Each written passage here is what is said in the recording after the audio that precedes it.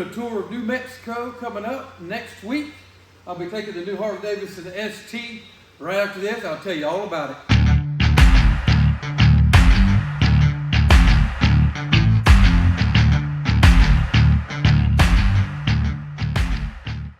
I got a tour of New Mexico coming up.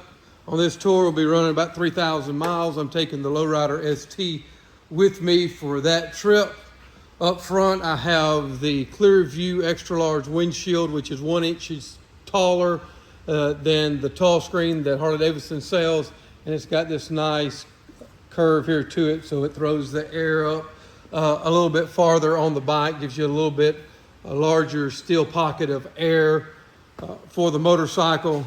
And then I've got these hand guards. Some of the days that I've checked on my weather app is showing me highs in the upper 40s, possibly making it up to the lower 50s, so that'll help keep the wind off of my hands. And then I have the Harley-Davidson heated grips, just the plain grip with the heated option here, so that'll allow me to wear a thinner glove and still have good wind protection and keep my hands warm. The other thing up front that you notice is the engine guard here, and also has a spot for your foot. That's on each side. You'll notice I've only got one highway peg on this side, and I hadn't decided what I want to do with that yet. But on this side, and it's something I'm going to fix later, this air breather is in the way of getting your foot onto that footrest. Here, let me get on the bike and I'll just show you that real quick. So sitting on the bike, you can see the air breather there. There's no way to really get your foot on there comfortably. You can throw your leg up on top of the air breather, which is not something I'm comfortable with, but you just can't reach that. And then this highway peg here really gives you an opportunity to have a place to put your foot and rest your heel here on the mini floorboards that I've got. But those are just some comfort options there with the engine guard. Next up is the mini floorboards that I put on here. They work, they give you a little bit more real estate for your foot to be on. And then for me, what I use them for, obviously I got a heel rest that I can come out here to the highway peg with if I like, but also I can get the ball of my foot back on the back edge of the mini floorboard, and gives me a little bit better position if I'm being aggressive in the corners, and allows me to get comfortable like that. You still will scrape those if you get too aggressive, as you can see there.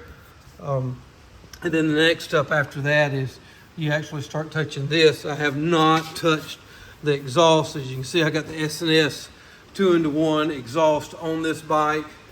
It did make a difference in the power of the bike, and it sounds pretty good.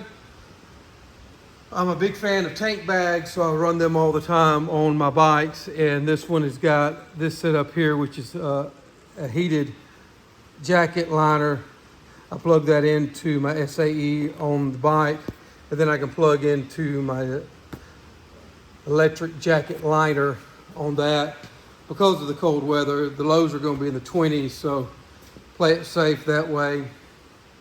On this side, actually this floorboard, it does not touch at all, but this piece, the bottom of the kickstand here, touches right in this area. Is the first thing to touch going down. So I don't particularly like that, just because it's a hard part first. But if you had your foot pegs on there, they stick out a little bit farther and they would touch the ground first. Now moving on to the seat, you can see I got a Saddleman seat on here, and it's a San Diego custom version without the backrest.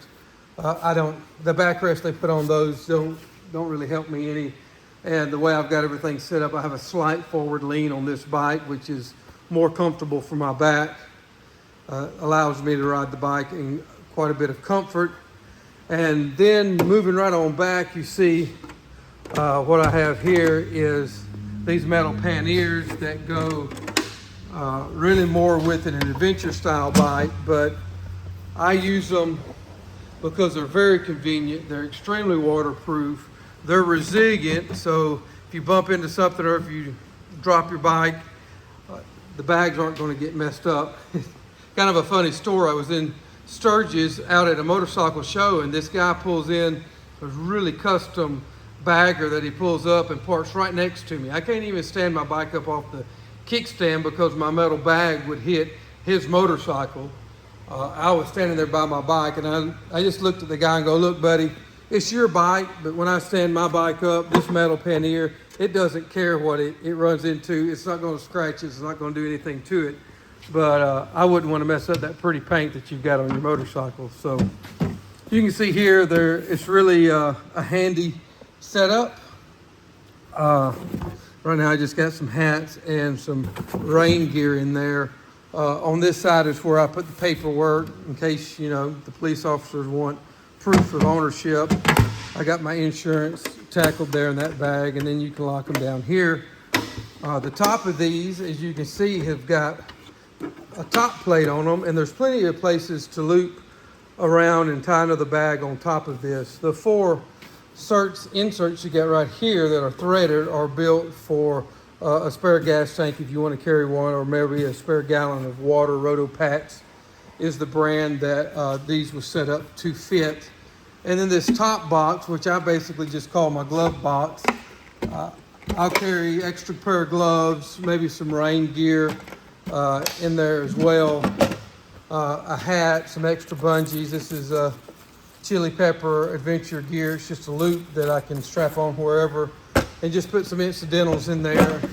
And then again, you've got the top that you can strap stuff to on here. Each one of them have a key, so you can lock each one of the boxes here, or you can use a padlock back here. Now, the way I've got this set up, it's so close to the bag, I cut the lock set up off of this one so I have room to open the bags cleanly on that. If you'll look in here, you can see these mounts right here, and it's a T that comes off of one of the strut bolts. It works out really good, and it's pretty strong in there. Those are Elite Touring Innovation builds. Those are actually made to carry those plastic boxes. Some people use the Pelican bags, is what they're called, Pelican cases, but I prefer the aluminum cases here. And you notice this case has got what Happy Trails calls the cliff cut, which that's the manufacturer of the bag, Happy Trails. And what that does is it allows the bag to look a little tighter on the back, but it also gives you a larger lid, so it's easier to get stuff in and out of those bags. Now, when I put this together, this helps add a little bit of stiffness to the bag so that it's less likely to flex in.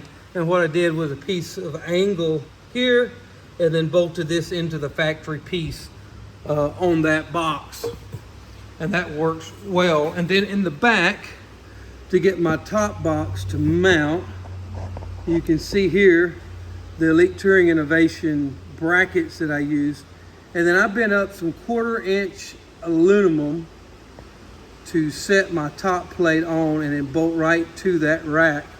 And under here you can see the top plate that I'm using. Then I put some spacers in there to set this up off of that, and that's how this top box is mounted.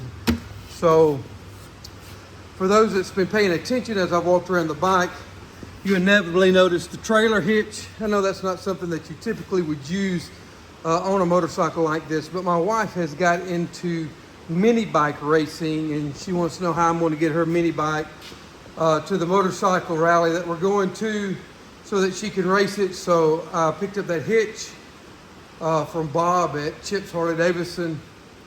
He got it mounted on there for me. Then I'll pull a trailer that has a couple of mini bikes and spare parts and stuff on it for the races that she's doing. So that's a general overview of the motorcycle, the details of what I've done to it. So far, I've only put 6,000 miles on the bike. It handles really well. The suspension is incredible on it. It's the best factory Harley Davidson suspension I've ever ridden in my life, and it's a great touring bike for solo touring. So for me, it's a winner of a motorcycle, something that if you're into the Harley scene and you're looking for something a little sportier, a little lighter, and with plenty of power, then this motorcycle really fits that build very well. And if you leave the factory bags on there, then it's a very sleek, compact motorcycle that you can instantly jump on and go tour wherever. The 6,000 miles I put on it was with the factory windshield. In a later date, if you guys want, just drop some comments down in the bottom of the video. I'll go through all the different iterations of windshields that have been on this bike and the accessories I've used to try to make those fit. And that'll be the details of this bike. 3,000 mile round trip. We're going to hit the northern part of New Mexico, which is 64, that goes out through the mountains there.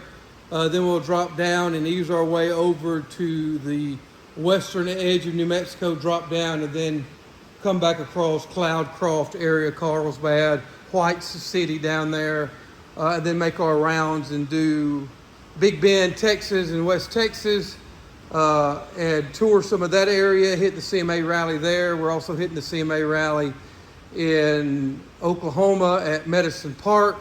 So that'll be our basic route, and it's roughly 3,000 miles going that way and making that route. Be some friends of ours with us on the trip. Anyway, just wanted to give you guys an update on the Harley Davidson Lowrider ST that I'm taking down there. We'll catch you guys next time.